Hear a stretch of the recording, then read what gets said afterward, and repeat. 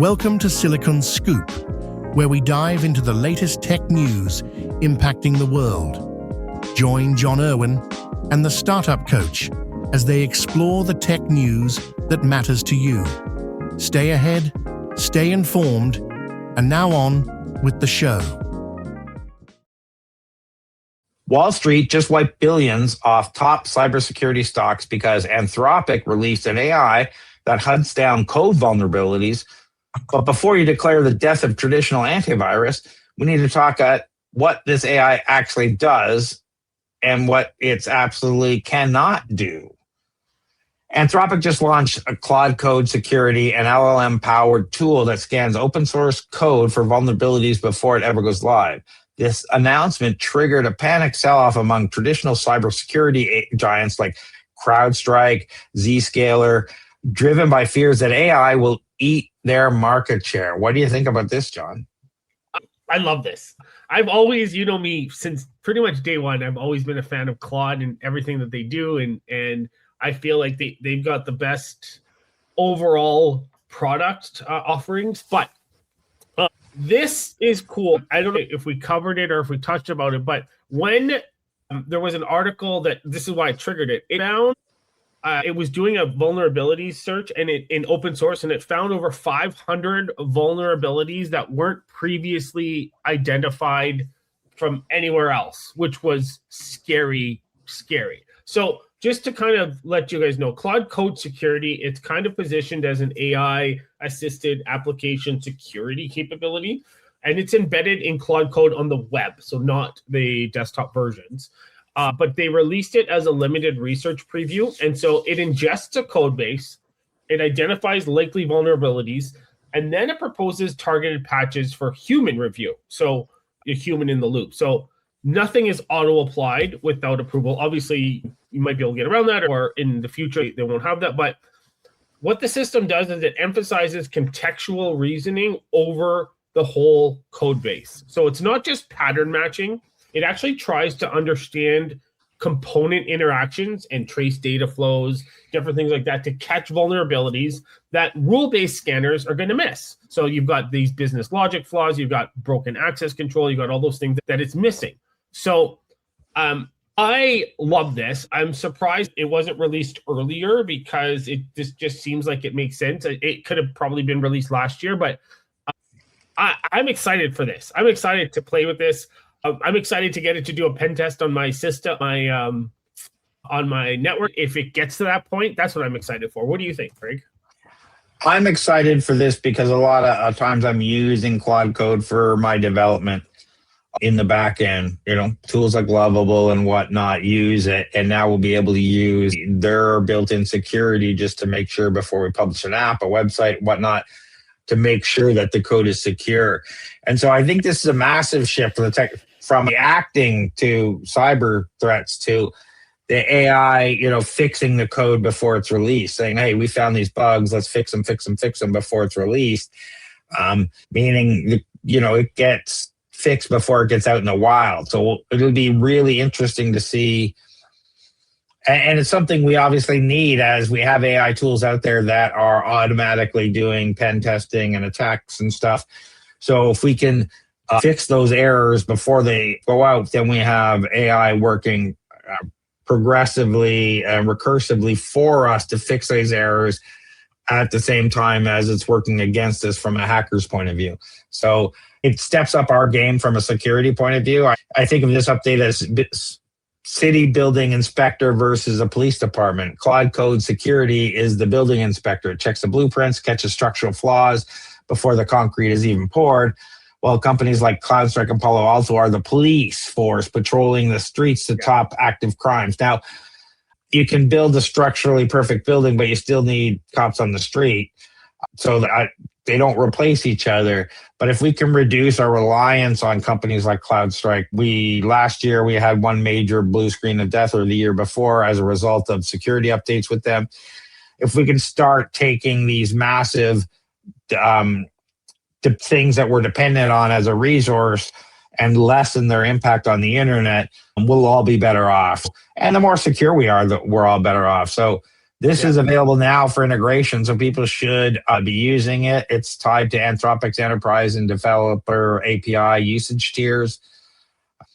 So developers effectively get an automated senior level security peer review. So start using this, people, and make sure it's in all your vibe coding stuff, because the more security you have, the better. Let's face it. This is the one big thing that they say about, using AI to code, is that security isn't usually very good. And go ahead. And this just speaks to like the larger issue where people, like, especially with the stock markets crash, or some of the stocks crashing for some of these companies are going down, not crashing, but losing market cap. But this goes back to it's the infrastructure that's going to be, that's the solid kind of investment going forward, for now at least, because as these giants release these new features that pretty much negate some of these companies, those stocks are going to crash.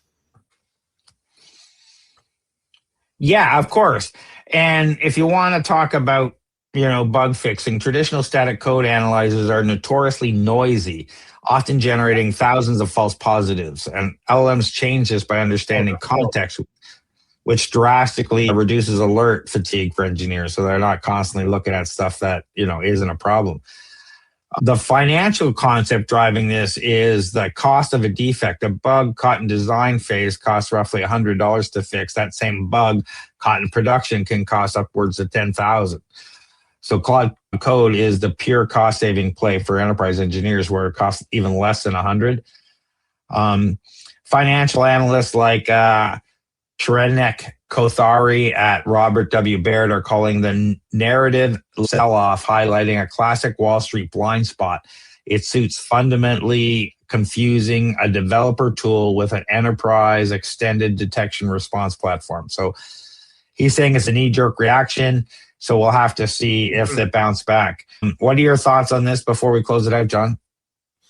No, I'm excited for this. I like this. I don't think it's a knee-jerk reaction. I think maybe he's invested in these stocks and he's trying to get it to go back up. I honestly think that this is the beginning of the end for some of these service offering companies, and they should start looking at even these startup AI companies that are like we're in the days where back in the Microsoft days, where Microsoft was buying up or copying these small little solutions that are out there and integrating it into their OS, into their software. And this is where we're at right now with AI. Except we've got larger companies that are being affected, as opposed to back then when it was smaller companies. Yeah, and just to be clear, Claude Code Security is blind once the software goes live. It has zero ability to stop an active network breach, detect a compromised employee password, or halt malware executing in runtime. So right now, it doesn't replace SIEM or SASE platforms, but this is definitely a shot off a bow, right? So Anthropic just built a world-class preventative security tool, but Wall Street fundamentally misunderstood the difference between fixing blueprints and stopping active intruders. But are we missing the start of an AI completely taking over the coding process, or is Wall Street, just overreacting to a new developer tool? Let us know what you think. Tired of drowning in repetitive tasks while your competitors race ahead? Every minute you spend on manual data entry, scheduling, and routine processes is a minute you're not growing your business. Flowgrammer.ca transforms your workflow chaos into seamless automation. We build AI-powered systems that handle your busy work so you can focus on what actually makes you money. Our clients typically save 15 plus hours per week and see their productivity double within 60 days. Visit flowgrammer.ca for a free automation audit. That's flowgrammer.ca. Stop working in your business and start working on it. What do you got going on, John? Just plugging away, helping companies with government funding, attending events, probably startup drinks or Flowgrammer events. How about you, Craig? Lots of stuff going on. I honestly don't know when this is going out. I have to check. I think it's going to go out in April. But there's all sorts of stuff going on. If you don't know about OpenClaw, it's the latest AI automation agent that's taken the world by storm in 2026. And OpenClaw Toronto chapter just launched, and we have all sorts of events going on. So check out openclawto.com. Our first demo night is April 14th. We have a Builder Cafe on April 10th. We have a bunch of other events. There's updates every day. We've deconstructed the latest 2 betas over the weekend that was launched in OpenClaw and what you should do about them. There's a bunch of articles over there. Go check that out.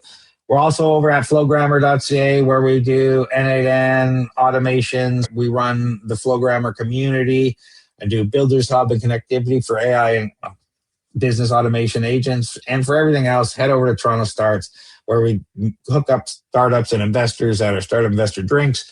We do mentoring, we do workshops, we have a list of investors. There's a whole bunch of content over.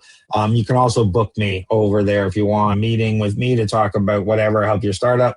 Check out TorontoStarts.com. But John, if people are looking for non-dilutive funding, where should they go and what is that? Yeah, non-dilutive funding. We're talking government grants, tax credits. Come find me on LinkedIn if you have any questions. Right now is shred time, SRNED. But come reach out to me too if you've got a startup, if you've got a company, reach out to me if you have any questions. And if they have company questions about their startup in general, where do they find you, Craig? Yeah, find me at TorontoStarts.com. But John, just before we go, something's open right now, and it's closing May 31st. Thank you. Can Export. And what? Yeah. So if you have at least 300,000 in revenue in the previous year and you're looking to expand outside of Canada, reach out to me and we can put together, we can talk about an application for Can Export. All the links we talked about will be in the show notes, wherever you're watching this. Thanks for watching, everybody. Leave us a comment, give us a like, give us a subscribe. We really appreciate it. Thanks, everyone. Thanks, everyone. Thanks for tuning in to Silicon Scoop. We hope you enjoyed this episode's dive into the latest tech news.